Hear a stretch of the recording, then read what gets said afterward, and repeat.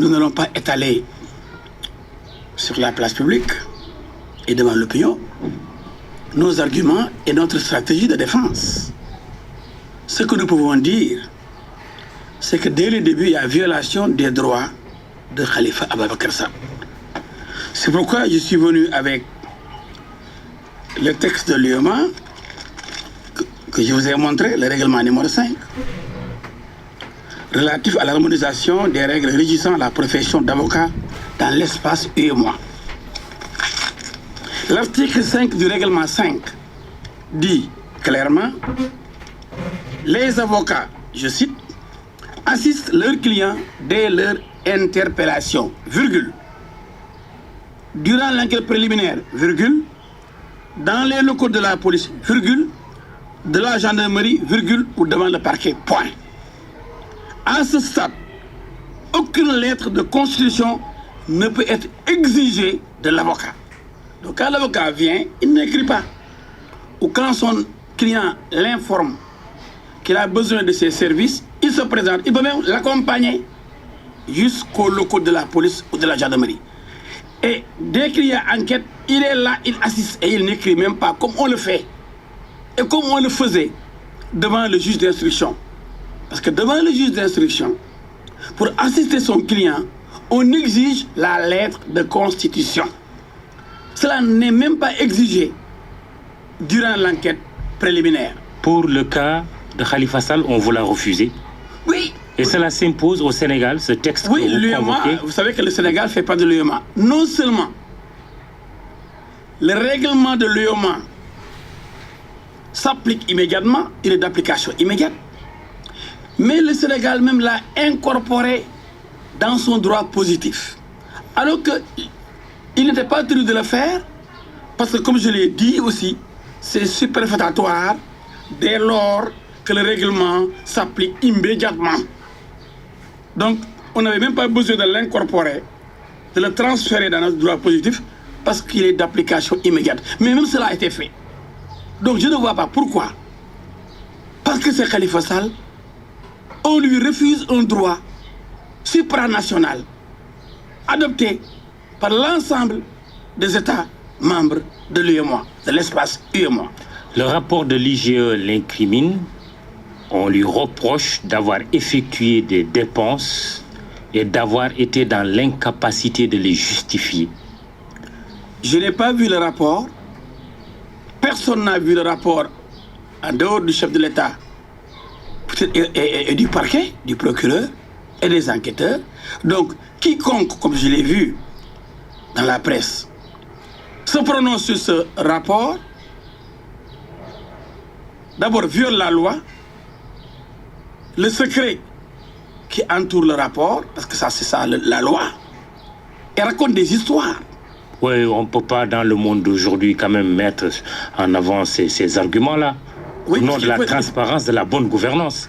Mais oui, mais comme c'est la loi qui est dure, c'est la loi, dure est la loi. C'est la loi. Tant qu'on n'a pas permis au rapport d'être diffusé, tant qu'un décret n'est pas pris par M. le Président de la République. Une déclassification? Oui. Vous y êtes favorable? Mais tout dépend. Tout dépend du contexte et de ce que l'on cherche. Si on le fait pour tout le monde, ok. Vous êtes pour une déclassification oui. du rapport, de tous les rapports aujourd'hui? De tous les rapports. Parce que, comme vous l'avez si bien dit, Mamadou, nous vivons l'ère de la glasnost, de la perestroïka, de la transparence. Vous parlez comme Gorbatchev, l'ancien président russe. Le monde est devenu, maintenant, je crois, une sorte de verre. C'est transparent. C'est la mondialisation. C'est un village planétaire. On ne peut plus rien cacher avec Internet, avec les fulgurants progrès technologiques. Donc il faudrait qu'on cesse de cacher des rapports. Qu'est-ce que l'on... Donc déclassification totale. Mais oui. Et là, je vous dis quelque chose. Par exemple, pour la RMP, les rapports sont disponibles. Parce que même les décisions de la RMP sont attaquées devant la Cour suprême. Mais la RMP a dit que Khalifa Sall est le meilleur maire du Sénégal. par rapport aux passations de marché. C'est le seul qui respecte les critères définis par la loi. Comment peut-on épingler ce maire-là, décrit comme le meilleur en matière de passation de marché, là où on peut détourner des milliards, alors que pour la caisse d'avance. Oui, mais est-ce que son argument n'est pas faible, justement, en disant « je ne suis pas le seul maire de Dakar à avoir usé de cette caisse d'avance ». Il a même refusé, et il l'a dit publiquement au sortir de son interrogatoire, de donner la liste des personnes qui ont eu à bénéficier des ressources. Il n'a pas tort. Les gens parlent par exemple de la caisse d'avance, Mamadou. Parlent par exemple de 30 millions par mois. On appelle de 360 millions l'an. Le président de l'Assemblée nationale, il a 500 millions l'an. Si on calcule, ça fait plus de 50 millions par mois. C'est à peu près 50 millions par mois. Il a plus que le maire de Dakar. Et lui, il n'est pas confronté aux populations qui viennent le solliciter. Parce qu'on ne le voit même pas, on ne peut pas accéder au président de l'Assemblée. Il y a les gendarmes qui sont là-bas et il vient rarement, il n'est jamais au Sénégal. Peut-être parce qu'il est vieux. Il doit se soigner peut-être. En tout cas, il n'est jamais... Tant qu'on n'a pas plénière, on ne le voit pas. Il ne vient pas travailler. Ce n'est pas une preuve... ce n'est pas une preuve que le président de l'Assemblée utilise mal les fonds. Mais je ne l'ai pas vu. Comme je l'ai vu à la mairie, je vais expliquer un peu. Oui. J'ai vu toujours à la veille de la Tabaski, de la Korité, des files. Des files impressionnantes. De Dakarois à la mairie, à l'hôtel de ville. Parce que je passe par... cette rue pour prendre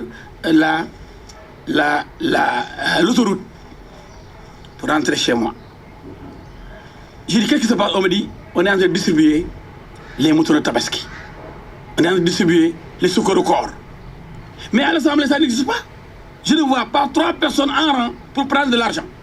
Et pourtant, le patron de l'Assemblée, il a plus que le maire. Alors que le maire, il est confronté à des populations fatiguées et il doit répondre à leurs besoins. Donc on a voulu le diaboliser comme si chaque jour il avait 1 million, d'accord, mais chaque jour il y a combien de Dakarois qui sollicitent leur maire pour survivre. Donc je disais que cette caisse d'avance, on a voulu diaboliser Khalifa avec cela. Le président de la République, mon ami Macky Sall, je le salue, mais il a des milliards et il règle les problèmes des Sénégalais, c'est normal. Les gens le sollicitent, les marabouts le sollicitent, l'église le sollicite, les écoles le sollicitent, la santé, tout le monde, même les sportifs, la Coupe d'Afrique, on le sollicite. Et il puise dans ses fonds. Le maire aussi, on le sollicite pour toutes ses activités. Mais si vous permettez, il ressort en tout cas des informations. Oui, vous voulez ajouter quelque chose? Je voulais ajouter, parce que vous avez posé une question pertinente. Oui. Vous avez dit, est-ce que c'est parce que les autres le faisaient? Exactement, c'est l'argument qu'il a mis en avant. Voilà, je vais répondre à ça. Moi, je suis juriste. Quelles sont les sources du droit, Modou? C'est la loi, c'est la jurisprudence et la doctrine. Et on a même ajouté la coutume. Ce sont les sources du droit. Si depuis que le Sénégal existe, depuis Blaise Diagne, depuis en tout cas que la mairie de Dakar existe, les caisses d'avance ont toujours servi à régler des problèmes ponctuels, sans donner de justificatif. Le maire n'a jamais été obligé de s'expliquer. Mais est-ce que c'est un argument valable? Comment peut-on, depuis plus d'un siècle, adopter une jurisprudence? Ça, la jurisprudence. Et plus grave, le maire de Dakar actuel, Khalifa Sall, a même dit que ses prédécesseurs ont amené les archives avec eux, ont emporté les archives. Je vous sais très intelligent. Est-ce que vous avez vu quelqu'un... Je ne sais pas, mais bon, je reprends ses propos. Est-ce que vous avez vu parmi les maires qui l'ont précédé, un seul démentir ce que Khalifa a dit en disant qu'ils sont partis avec les archives? Ça doit vous édifier sur le caractère discrétionnaire de l'utilisation de la caisse d'avance. Les gens n'ont rien dit parce que ce qu'il a trouvé là-bas, c'est la pratique, c'est la jurisprudence, c'est la coutume. Et ça c'est une source de droit.